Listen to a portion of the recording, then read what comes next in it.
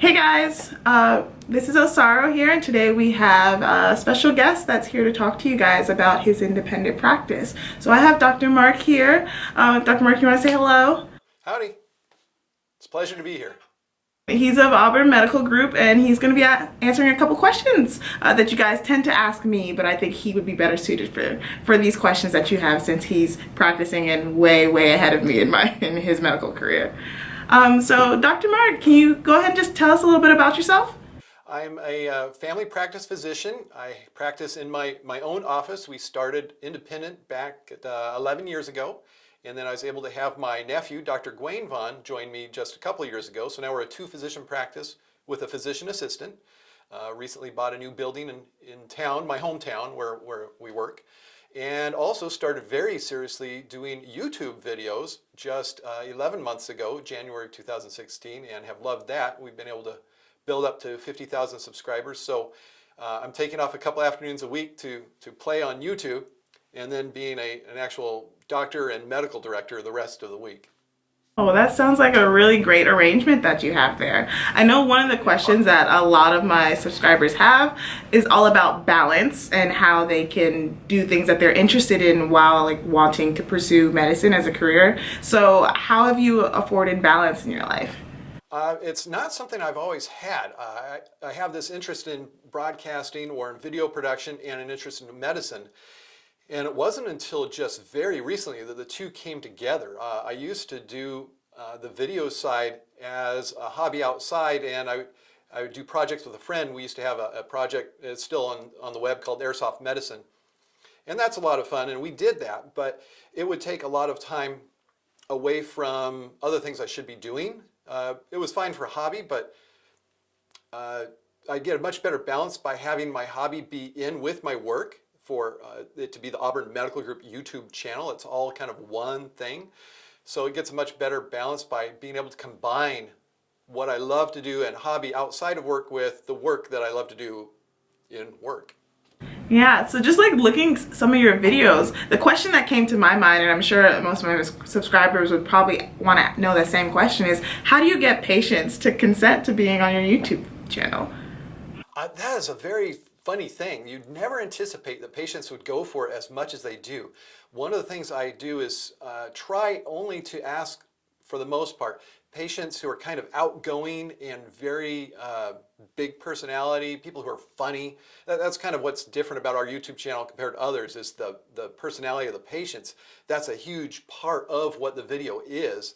So I focus on patients like that, and I suppose it has to do with just our practice here, our staff, that we are smiley, easy to joke and laugh type people. We enjoy laughing, and so our practice, I guess, attracts people who are like that, and kind of lends itself toward having patients that would be okay with having their procedure put on YouTube. That's cool.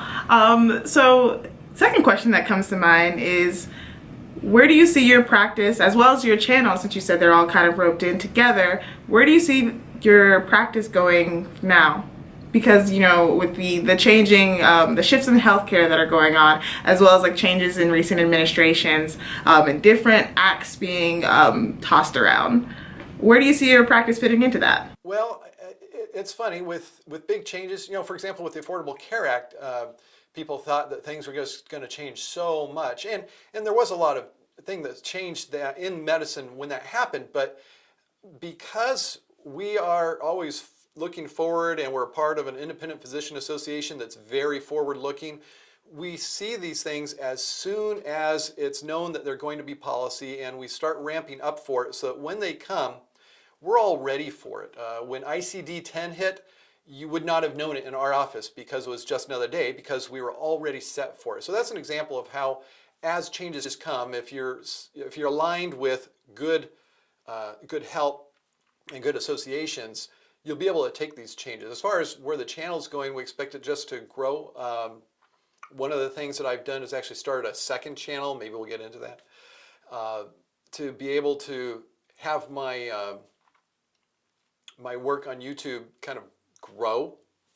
And then we just keep doing 2 cases a week on the Auburn Medical Group channel. I actually do want to back off from primary patient care myself, to about halftime so I can really make the channel all that it should be to be worth subscribing to for all of our subscribers and viewers out there on YouTube.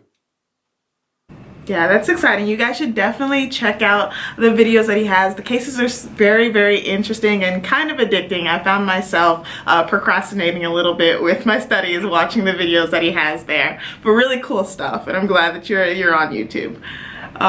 So I guess a follow-up question. I had no idea that you guys had an association, because I know with the Affordable Care Act, people were saying how independent practice is kind of something of the past, and owning your own clinic or practice or group is something that is no longer a vision that you can have with wanting to become a physician. So what would you say to those people?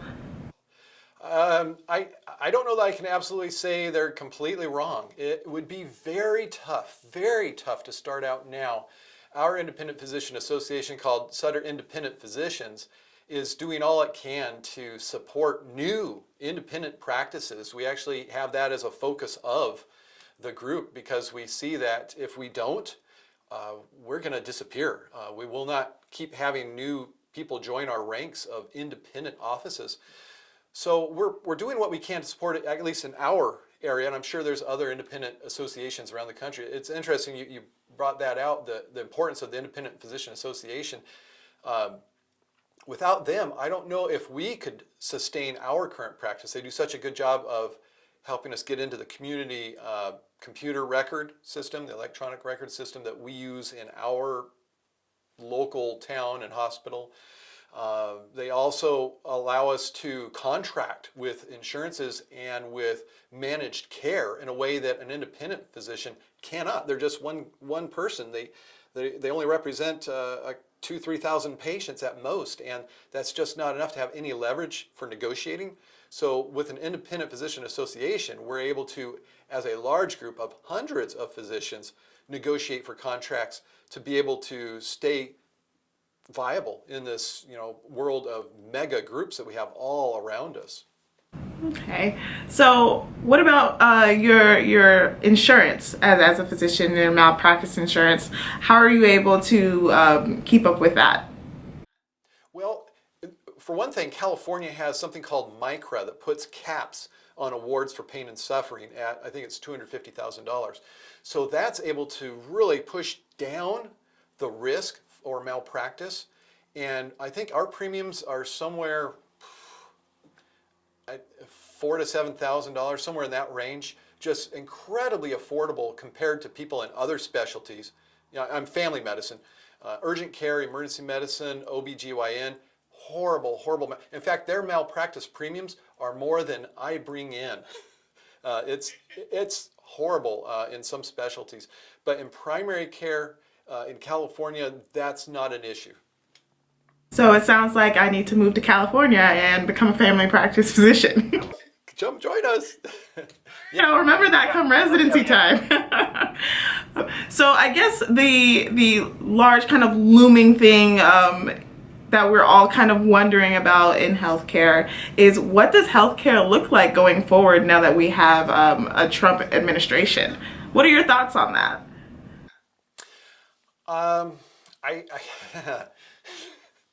I summarize my thoughts with two words: cautiously optimistic.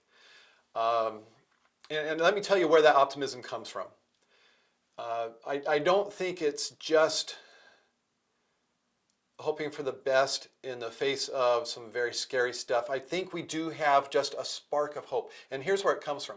It comes from recent interviews with President-elect Trump, where when they asked about health care, before the election, it was on day one, we are just totally throwing out Obamacare wholesale. And now that's not what he's saying. He's saying, no, we're going to keep that people can't be rejected for pre-existing conditions. We're going to keep that students will stay on their parents' insurance until age, was it 24, 26, somewhere in there. And there may be some other things that are very hopeful on that. We've heard this in other areas too, with immigration. Oh, it's not necessarily a wall across the border. Maybe it's a fence.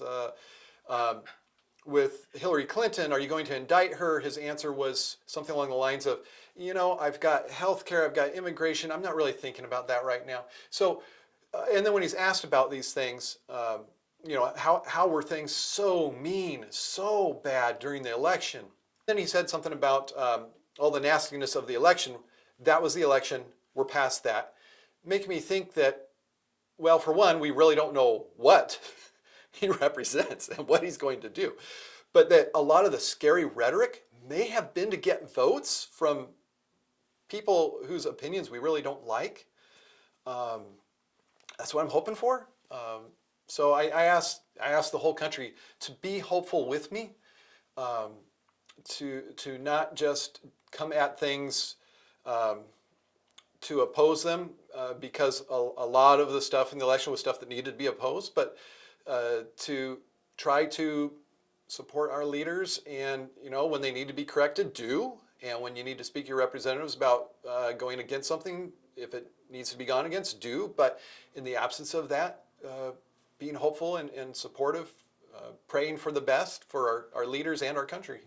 So some people would say that healthcare and social issues are completely separate, so they feel like you shouldn't even have a point or to talk about our platform to talk about anything to do with the election or anything that's going on in popular media. How do you feel about that?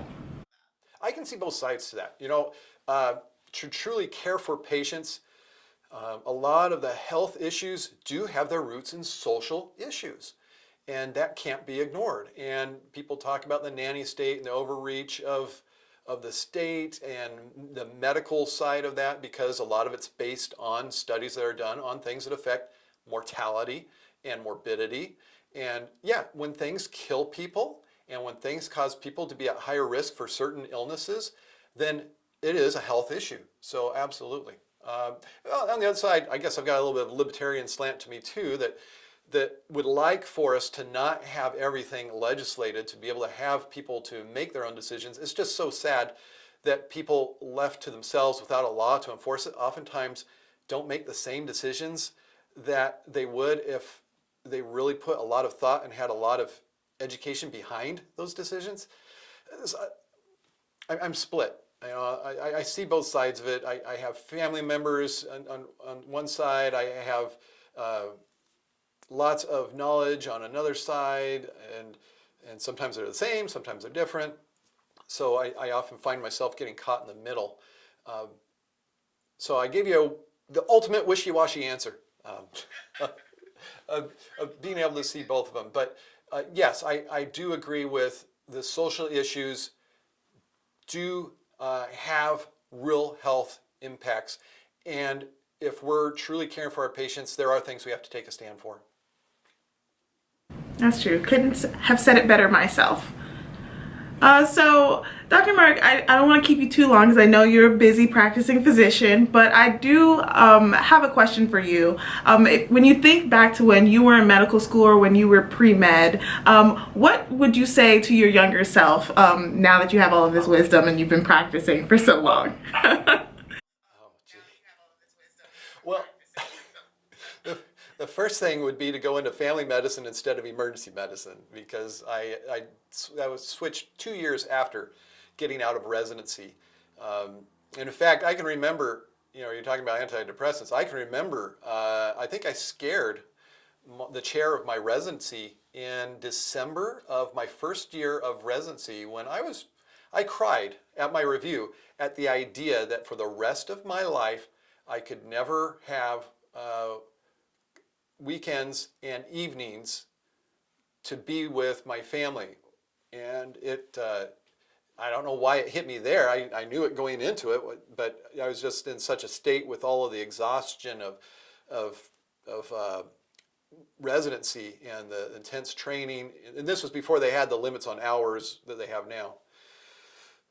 Although it was worse even before I got into it. And then it was, of course, the whole seasonal thing with it's dark, and of course with residency, you're going in when it's dark, you're coming out when it's dark, if you even come out that day at all.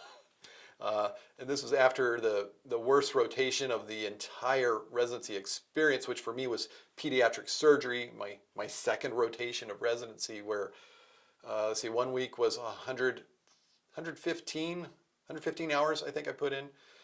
Full 36-hour days without sleep, continuous working, unhealthy conditions, environment. And thankfully, I now in family medicine where I feel my interpersonal skills are taken advantage of, whereas in emergency medicine, you don't need a personality to stick your finger in the bleeding hole and to call the consultant or to intubate somebody. You just need clinical skills, and that's all you need.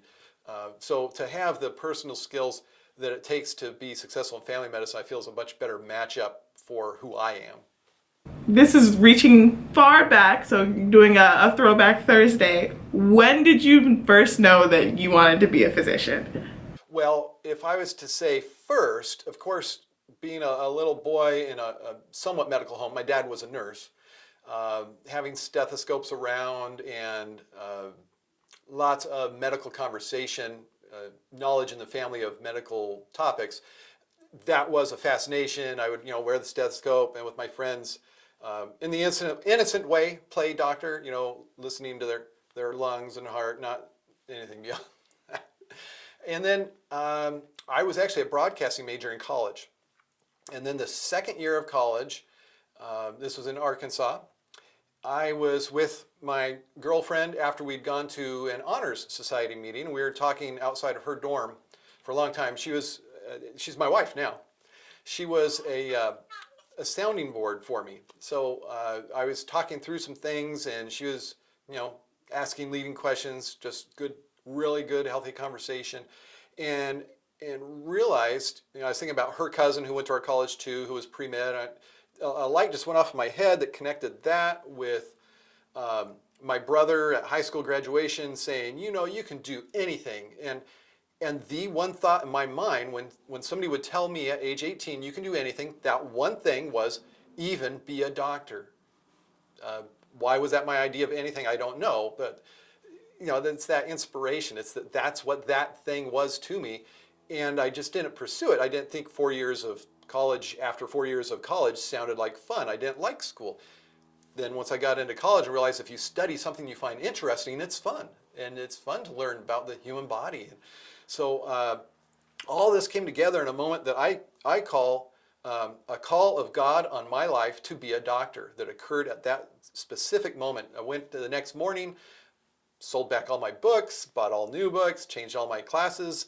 That was my second year of college. So I was on the hustle to get out, to get the MCAT taken in time and to get everything done so that I could go from graduating in June from college to matriculating in medical school in August. And thankfully it happened. And I was able to go to St. Louis University School of Medicine in St. Louis. Definitely, I'm glad that you were able to come and talk with us today. Thank you for giving your opinion, giving us the raw truth about everything on the other side of the fence of medical school. Glad to have you today. Do you have any closing remarks or anything else you want to talk about? I know you have a new channel that you said. We have another channel. It's a baby channel. It's just been hatched. It's only about 12, 13, 14 episodes old, called Dr. Terry Bull. And if you could please put a link in the, end notes to Dr. Terry Bull, where you can get a laugh. We believe laughter is the best medicine, and you'll certainly get a laugh out of it. Much of it is recorded right here in this studio. So I'm not going to say too much about it, but if you're an easygoing person and you can laugh easily, watch Dr. Terry Bull. So you guys heard it here from Dr. Mark. He gave you guys some real truths about how independent practice is for him, as well as touching on some of the current hot topics in healthcare. So definitely check out his channel with the Auburn Medical Group. I'll have it linked here, as well as his new comedy channel with Dr. Terry Bull. So I'll see you guys in my next video. Bye.